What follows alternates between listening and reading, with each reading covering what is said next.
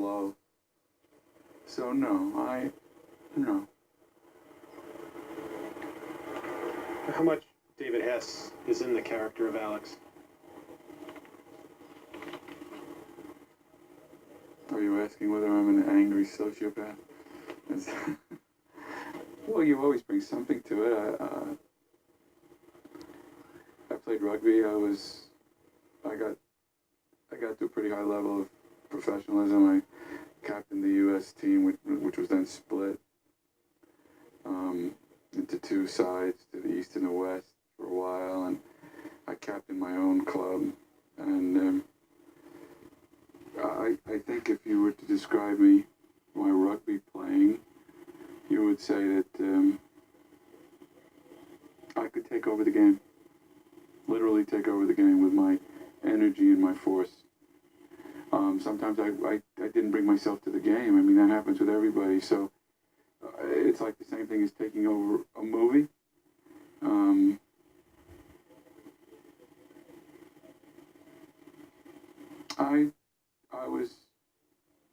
I grew up in a rich family. Probably the worst thing that you can say about growing up in a rich family is that you're bought off. As a child, you're bought off. When your parents don't want you around, they buy you something to get you interested in that so that they don't have to deal with you. So there's a lot of anger there, which I was able to harness as an actor. I've always been fairly socially angry, just in terms of social injustices. And I mean, I've been able to cope with my anger over the years. As I got older, I was able to, to recognize it and deal more with it. Well, I drank a lot in my early years. I played rugby, so I never noticed it. I got a story that Gina will tell you. When we first met in New York, she was working at the UN. She actually worked for Kurt Waldheim. She was his personal secretary.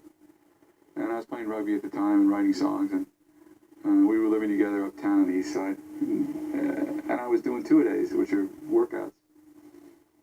And she said, you're an alcoholic. I said, oh, you're full of shit. Get out of my face. Maybe we shouldn't even be living together. I mean, what kind of bullshit is that? She says, no, I'm just making an observation. And, why don't you do yourself a favor? And everything you drink today, instead of throwing in the garbage. And we had one of these chutes that you could just, take a six-pack and just put it down the chute, so you never knew it was there. You didn't collect anything in the apartment. So just leave it on the kitchen table. So I like to tell this story because it really points out the insidiousness of alcohol.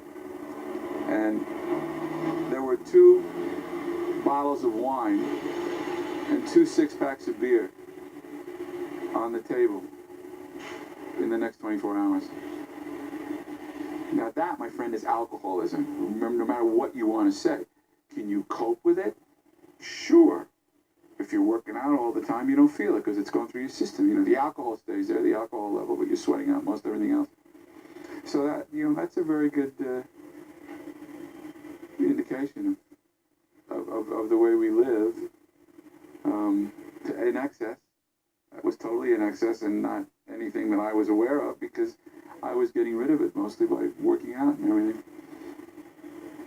And it took me a long time to be able to cut back to a degree that I had control of it as opposed to it controlling me. I never spent too much time in AA. I just didn't feel I needed it. And it worked out. But that was one of the things that came out of the loneliness of my childhood. I was an early success as a songwriter, so I've never known really any failure. I've certainly known rejection and heartache, but never known any failure in that respect. So, in answer to your question, yeah, all of that. When I do a character, I bring every aspect of what I can draw from my life that relates to the character to the table. I don't hold anything back.